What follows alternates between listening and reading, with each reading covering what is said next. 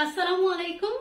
Welcome back to English Banglish. This is Asifa Farhad only before you. আজকের ভিডিওতে আমরা have, has এবং had নিয়ে in details আলোচনা করব। আজকের ভিডিওতে আমরা শিখব have, has এবং had আমরা কখন, কোথায় এবং কিভাবে খুব সহজেই ব্যবহার করতে পারি।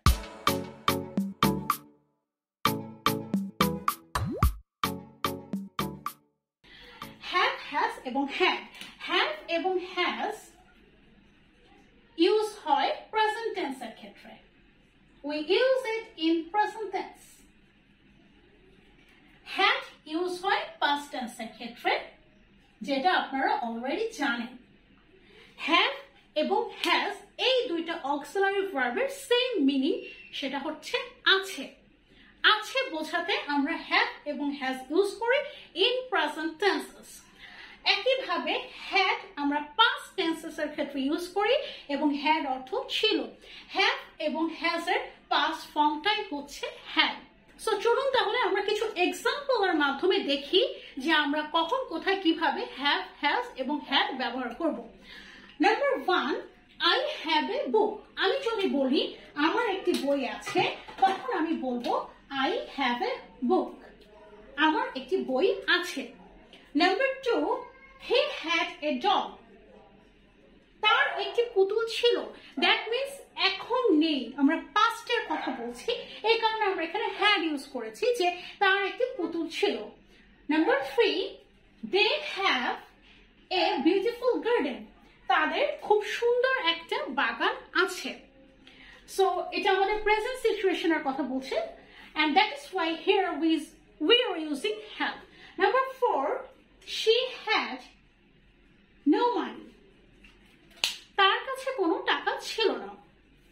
Number 5, Naim has a cat।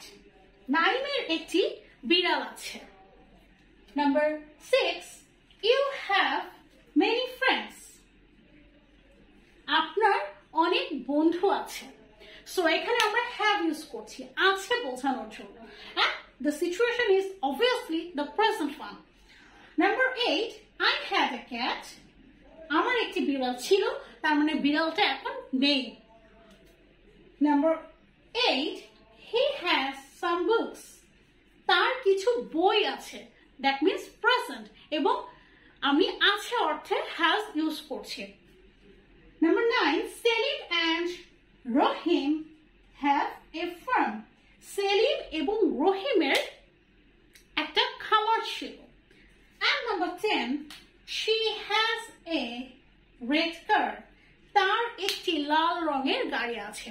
So এতক্ষণ আমরা যে এক্সাম্পল গুলো দেখলাম, আমরা দেখছি যে আমরা কিছু কিছু জায়গায় have ইউজ করছি প্রেজেন্ট সিচুয়েশনে, আবার কিছু কিছু জায়গায় has ইউজ করছি প্রেজেন্ট সিচুয়েশনে। আর প্রত্যেকটা past সিচুয়েশনে আমরা had ইউজ করছি। সো আপনারা আমাকে বলতে পারেন যে আমরা কখন have ইউজ করব আর কখন has ইউজ করব। এটা কিন্তু আমি আপনাদের সাথে আগের একটা ভিডিওতে আলোচনা করেছিলাম। আপনারা যদি কেউ মিস করে থাকেন তাহলে সেটা আই বাটন ক্লিক করে দেখে নিতে পারেন।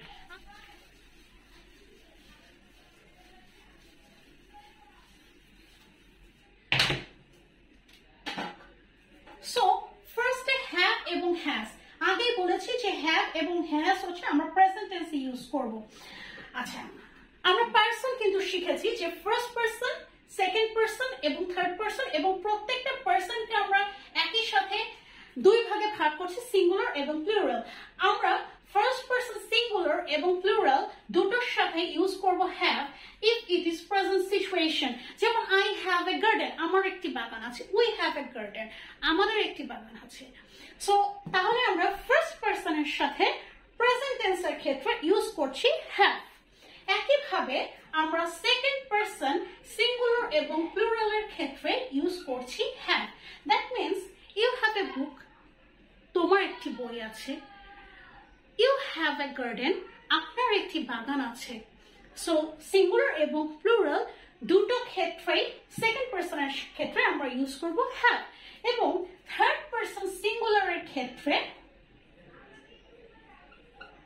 আমরা ইউজ করব has। That means third person singular গুলো কি কি? হি, শি, এগুলো আপনারা অলরেডি জানেন, আমরা পারসনের ভিডিওতে শিখেছিলাম। This, that,